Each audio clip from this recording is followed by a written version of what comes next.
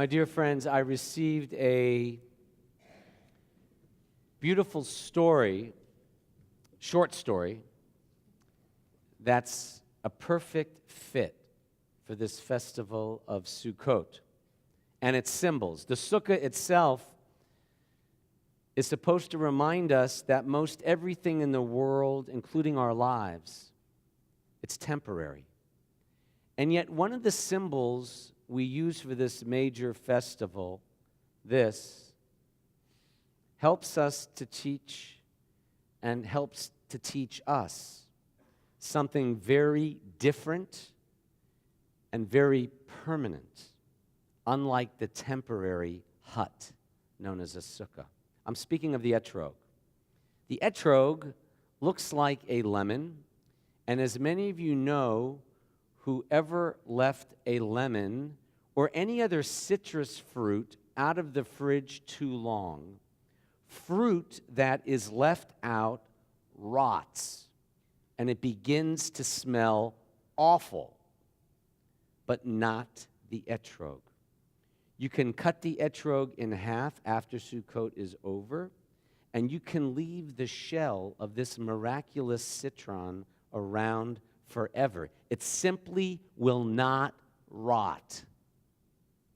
The etrog reminds us that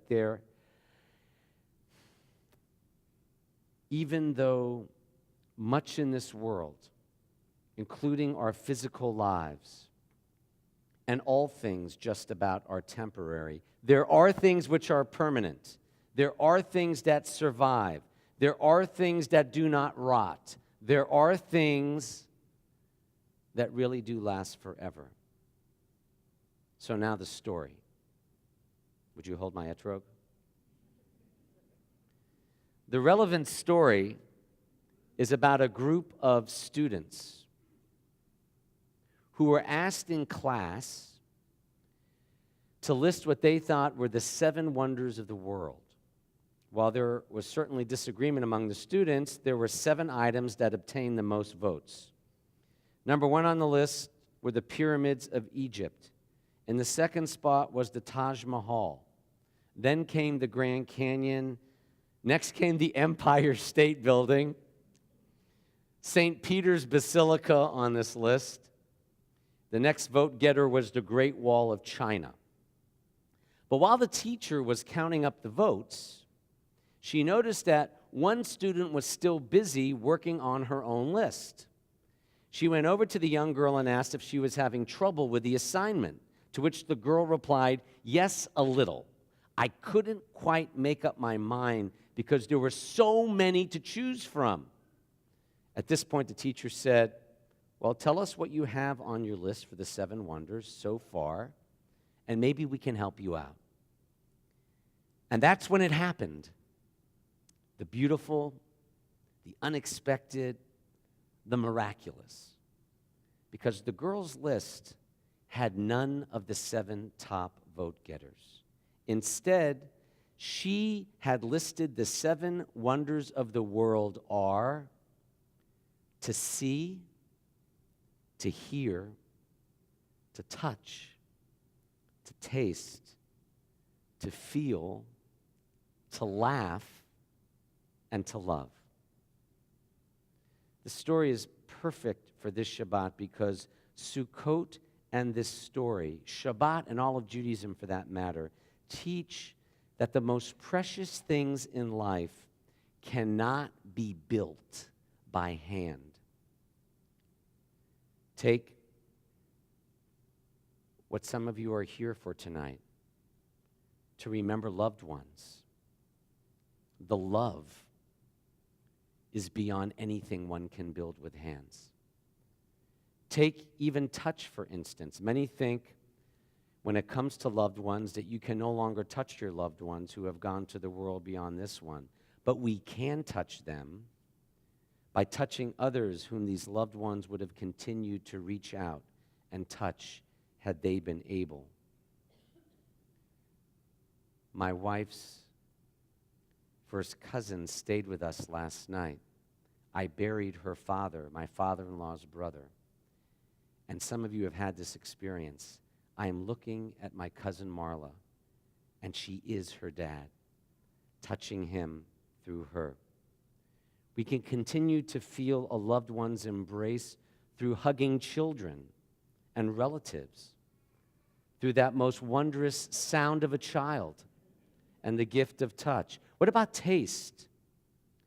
Rabbi Bowman, gave a powerful sermon last year, or one of these years, about her mother of blessed memory's recipes. Susan Forsyth Bowman is one of many mothers who did that marvelous thing for her family of writing down recipes so that the family could continue to taste the work of her hands. What about the wonder of laughter?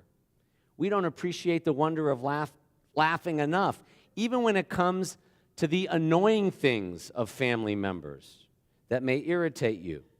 Oddly enough, as psychologists have pointed out to me, those irritations, those idiosyncrasies, those quirks, those annoying behaviors are a big part of what you love about the people you're thinking of, whether living or deceased. And I recently learned from one of my rabbis, Sanjay Gupta, he's on CNN, sorry, he's a doctor, that the health benefits of laughter work even if you fake it. Did you know that? That's what's amazing about laughter. If you force yourself to laugh, even if you don't mean it, it releases endorphins whether you mean it or not. Finally, God gave us the gift of memory.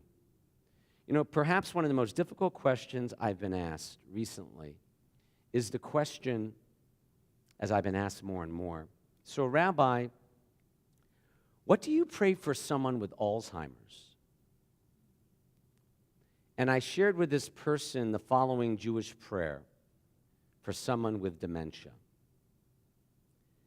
May God cause the memories that are lost to be memories of sad times, of angry times, of wrongdoing. And may God bless you so that any memories you maintain are memories of love, joy, and blessing. And as your memory forgets the bad times of your life, so may God erase from your book of life any wrongs that you've committed. May God also remember only the good, and let us say, Amen. While this prayer was created for those suffering from dementia, I think that fits into my prayer for every person, for myself, from the little girl who made up that great list of the real 7 wonders, to our prayers on this Shabbat Sukkot, featuring the only fruit I know of that isn't temporary like the sukkah, the fruit that never rots and symbolizes, if you didn't know, the human heart, where we touch, feel, and come to know what really does matter most and what really does last forever. And let us all say,